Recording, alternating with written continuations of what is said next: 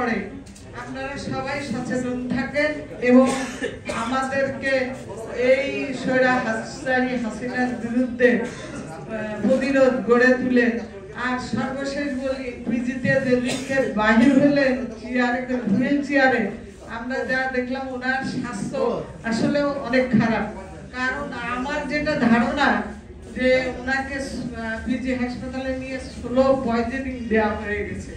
কারণ বোঝা যাচ্ছিল যে উনি বেরোলেন, আমরা অ্যাম্বুলেন্স করে পরে বাসায় গেলাম, বাসায় যা থাকলাম, ওখানে মিটিং করলাম। মিটিং করে জাহিদ সাহেব ছিল, ডাক্তার জাহিদ ভাই, উনি সবসময় আমাদেরকে নিয়ে যেতেন। যত বাংলাদেশের খালেদা জিয়া হাজার হাজার লোক থাকলে ওখানে বলতেন যে না, ওনাদেরকে আমরা চিনি। তা আমি বলতে চাই, ওনার রোগ মুক্তি, উনি যে এত অসুস্থ আমরা তো বুঝতেই পারিনি। তাই রোগ মুক্তি কামনা করে চাই আল্লাহর কাছে। উনি আমাদের অনেক দিয়েছেন, তাই আমরা চাই সুস্থ হন তাড়াতাড়ি। এই দোয়া কামনা করে আমি আমার বক্তব্য শেষ করছি। আল্লাহ হাফেজ।